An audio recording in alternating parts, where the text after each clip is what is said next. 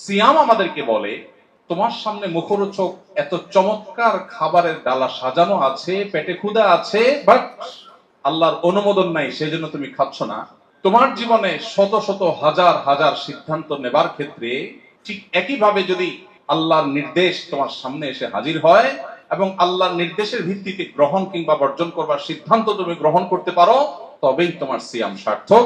এবং মূলত তোমার সিয়াম বা রোজা তোমাদেরকে সামগ্রিক জীবনে যে রোজা রাখতে হয় সেই রোজা রাখতে তোমাকে সাহায্য করে। গোটা পৃথিবীর চতুর্দিকে আপনি যদি তাকান, এখন চতুর্দিকে একটি আহ্বান, সেটা হলো ভোগ করো, ভোগের দাওয়াত। ইসলাম শুধুমাত্র আমাদেরকে ত্যাগের কথা বলে, স্যাক্রিফাইসের কথা বলে। কেন?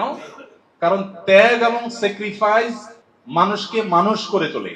ভোগ এটা পশু পাখিও পারে, এটার জন্য কোনো যোগ্যতার প্রয়োজন হয় না, সবাই ভোগ করতে পারে। ত্যাগ সবাই করতে পারে না। সিয়ামের মধ্যে দেখুন আপনি, আল্লাহ তাআলা আমাদেরকে তিনটা জিনিস ত্যাগ করতে বলছেন: পান, আহার, যৌনতা।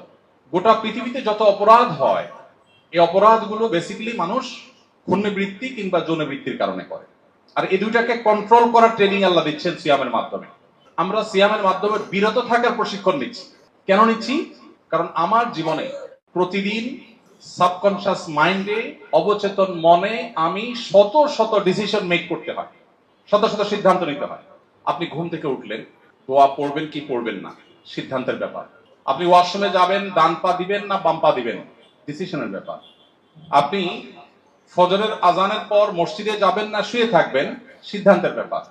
আপনি রাস্তায় বেরিয়েছেন, কারোর সাথে ঝগড়াঝাটি হয়েছে, মুখ খারাপ করবেন নাকি আত্মনিয়ন্ত্রণ করবেন, ডিসিশনের ব্যাপার। আপনি সোশ্যাল মিডিয়া স্ক্রল করছেন, একটা পোস্ট এসেছে আপনার চোখের সামনে, এটা ক্লিক করে ভিডিওটা দেখবেন নাকি প্লে করবেন না, সিদ্ধান্তের ব্যাপার।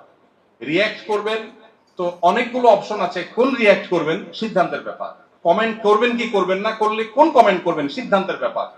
আপনার স্ত্রীর সাথে আপনার কোনো বিষয় নিয়ে একটু বাদানুবাদ হয়েছে, আপনি কি সীমা ক্রস করবেন কি করবেন না, সিদ্ধান্তের ব্যাপার। প্রতিদিনই আমরা যত সিদ্ধান্ত নেই, এগুলো নোট করা হলে দিন শেষে হয়তো দেখা যাবে প্রতিদিন শত শত সিদ্ধান্ত আমরা নিয়ে থাকি। এগুলো অবচেতন মনে, হয়তো প্ল্যান মাফিক না। সিয়াম আমাদের জীবনে সেই সিদ্ধান্ত গ্রহণ করার ক্ষেত্রে গুরুত্বপূর্ণ ভূমিকা রাখতে সাহায্য করে। কিভাবে? এখন আর আধা ঘন্টা পরেই আমরা ইফতারের জন্য প্রস্তুতি নিব, ইফতার করবো ইনশাআল্লাহ। সবাই এখন ক্ষুধার্ত প্রায়। ইফতারের রকমারি পসরা সাজিয়ে আমরা যখন বসি, একদিকে পেটে প্রচন্ড ক্ষুধা, অপরদিকে মুখরোচক সব খাবার আমাদের সামনে আছে, আমরা চাইলেই খেতে পারি, কিন্তু আমরা অপেক্ষা করি আজানের। কেন অপেক্ষা করি? খাবারও আছে, ডিমান্ডও আছে, বাট আমি খাচ্ছি না। কেন খাচ্ছি না? আল্লাহ রাব্বুল আলামিনের এখনো খাবারের পারমিশন হয়নি। এই যে ডিসিশন মেক করছি আমি, যে আমি এখন খাবো না, আমি সূর্য ডোবার পরে খাবো, কারণ আল্লাহ বলেছেন আতিম্মুস সিয়ামা ইলাল লাইল, সিয়ামে কন্টিনিউ করো, রোজা কন্টিনিউ করো সূর্য ডোবা পর্যন্ত। এই যে আমি কন্টিনিউ করব সূর্য ডোবা পর্যন্ত, এটা আল্লাহ নির্দেশের ফলে। সিয়াম আমাদেরকে বলে তোমার সামনে মুখরোচক এত চমৎকার খাবারের ডালা সাজানো আছে, পেটে ক্ষুধা আছে, বাট আল্লাহর অনুমোদন নাই, সেজন্য তুমি খাচ্ছ না। তোমার জীবনে শত শত হাজার হাজার সিদ্ধান্ত নেবার ক্ষেত্রে ঠিক একইভাবে যদি আল্লাহর নির্দেশ তোমার সামনে এসে হাজির হয় এবং আল্লাহর নির্দেশের ভিত্তিতে গ্রহণ কিংবা বর্জন করবার সিদ্ধান্ত তুমি গ্রহণ করতে পারো, তবেই তোমার সিয়াম সার্থক। এবং মূলত তোমার সিয়াম বা রোজা তোমাদেরকে সামগ্রিক জীবনে যে রোজা রাখতে হয় সেই রোজা রাখতে তোমাকে সাহায্য করে। কারণ রোজা যদি তাকে তার সামগ্রিক জীবনের সিদ্ধান্তকে নিয়ন্ত্রণ করতে শিখায়, ইফতার এর ওয়াক্ত হওয়ার আগ পর্যন্ত যেরকম সংযমী থাকেন তিনি, আমার সামনে ঘুষ নেওয়ার সুযোগ আছে, এদিকে আমার টাকার দরকারও আছে, কিন্তু আল্লাহর অনুমোদন নাই, আমি বিরত থাকলাম। এই বার্তা যদি নিতে পারি, এই এক্সারসাইজে যদি আমি আনতে পারি নিজেকে, তাহলে সে হলো সফল রোজাদার, সে হলো সার্থক সিয়াম পালনকারী। আর যার সিয়াম তার সামগ্রিক জীবনে কোনো পরিবর্তন আনলো না, তার জীবনে কোনো সিদ্ধান্তের মধ্যে কোনো হেরফের হলো না, সে শুধু সাহারি খেলো আর ইফতার করলো, তারাবি পড়লো আর রোজা রাখলো, কোরআন এবং হাদিস বলছে এই সিয়াম সেই সিয়াম নয় যে সিয়াম আপনাকে জান্নাত পর্যন্ত নিয়ে যাবে, যেটা আপনার জীবনকে, আমাদের জীবনকে সার্থক করবে। রব্বে করিম আমাদেরকে সিয়ামের সে মর্মকে অক্ষরে অক্ষরে উপলব্ধি করে শুধু এই 12 বা 14 ঘন্টার রোজা নয়, সামগ্রিক জীবনটাকে আল্লাহ তাআলা রোজায় পরিণত করার তৌফিক দান করুন। মোহতারাম হাজরিন, বিষয়টিকে সহজে বোঝার জন্য ভারতীয় উপমহাদেশের অন্যতম একজন বড় মনীষী ছিলেন সৈয়দ আবুল হাসান আলী আন-নাদবী রাহিমাহুল্লাহ। তিনি অত্যন্ত চমৎকার একটু উপমা দিয়েছেন।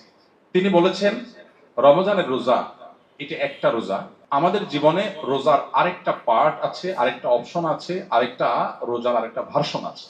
কি সেটা? তিনি বলেছেন যে রমজানের রোজা 12 বা 14 বা 16 ঘন্টা ব্যাপী রোজা। আমাদের জীবনে আরেকটা রোজা আছে, যে রোজাটা হলো সমগ্র জীবন ব্যাপী। রমজানের রোজা হয় সুবহে সাদিক হলে, ভোর শুরু হলে।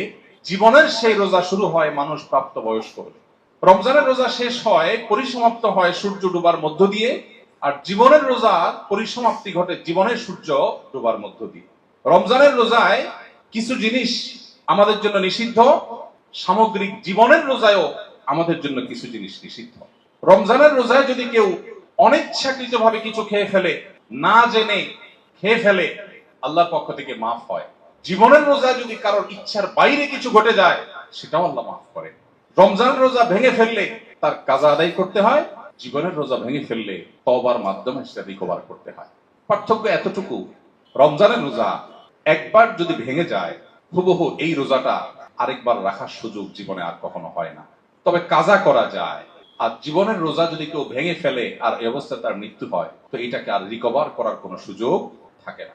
মোহতারাম হাজরিন, রমাদানের এই সামগ্রিক আয়োজন, এর পেছনের যে আধ্যাত্মিক, রুহানি, স্পিরিচুয়াল যে বিশাল বড় প্ল্যান, বিশাল বড় দিক আছে, আমরা বেশিরভাগ মানুষ শুধুই কিছু গতানুগতিক কর্মকাণ্ড, রিচুয়ালের মধ্য দিয়ে রমাদানকে পার করি। সে অন্তর্নিহিত দিকটাকে আমরা সেভাবে উপলব্ধি করতে পারি না। সিয়াম যেন শুধু আমাদেরকে পানাহার আর যৌনতা থেকে একটা লিমিটেড সময় যেন শুধু বিরত না রাখে, বরং আমাদের সামগ্রিক জীবনে যেন আমরা পরিপূর্ণ অর্থে সেই জীবনের যে সিয়াম, জীবনের যে রোজা, সেটা রাখার তৌফিক দান করুন। প্রিয় ভাইরা আমার, রোজা রাখার ফলে ইফতারের একটা আনন্দ আছে না? আপনার জীবনের কোন একটি নাস্তা রমজানের একটি ইফতারের আনন্দের ধারে কাছেও নাই। রোজাদার ব্যক্তির জন্য আল্লাহর তরফ থেকে দুটি আনন্দের বরাদ্দ আছে। একটি আনন্দ নগদ, আরেকটা বাকি। নগদ আনন্দটা হলো বান্দা যখন ইফতার করে অথবা যখন ঈদ উদযাপন করে, সেটাও এক প্রকারের ইফতার। 30 দিনের রোজা ভঙ্গ হয় ঈদের মাধ্যমে। ইফতারের সময় যে আনন্দ, আল্লাহ বলছেন এটা আল্লাহর প্রদত্ত আনন্দ। পৃথিবীর অন্য কোন নাস্তা, যেখানে হয়তো 100 আইটেমের বুফে আপনি নাস্তা করতে পারেন, কিন্তু মাত্র একটু ছোলা মুড়ি, একটু খেজুর আর শরবত নিয়ে বসে ইফতার করার মুহূর্তের যে আনন্দ, আল্লাহর শপথ করে বলছি, এই আনন্দের সাথে ওই আনন্দ আপনি তুলনা করলে আপনি কখনো মেলাতে পারবেন না যে এর সাথে এটা কোনোভাবে তুলনাযোগ্য। ঠিক না ঠিক? এবং এই যে আমরা খাবারের চাহিদা আছে, খাবার আছে, খাচ্ছি না, বসে থাকছি, এই যে একটা টানাপোড়েন, এই যে একটা আত্মনিয়ন্ত্রণ, এই যে একটা সংযমের ট্রেনিং এবং প্রশিক্ষণ, এটার মধ্যে যে অবর্ণনীয় একটা প্রেম, একটা ভালোবাসা আল্লাহর সাথে, আল্লাহ নির্দেশকে সর্বোচ্চ সম্মান দেওয়ার, এর মধ্যে যে একটা উপভোগ্য দৃশ্যের অবতারণা মনোজগতে হয়, এটাকে পৃথিবীর কোনো কিছুর সাথে তুলনা করা যাবে না।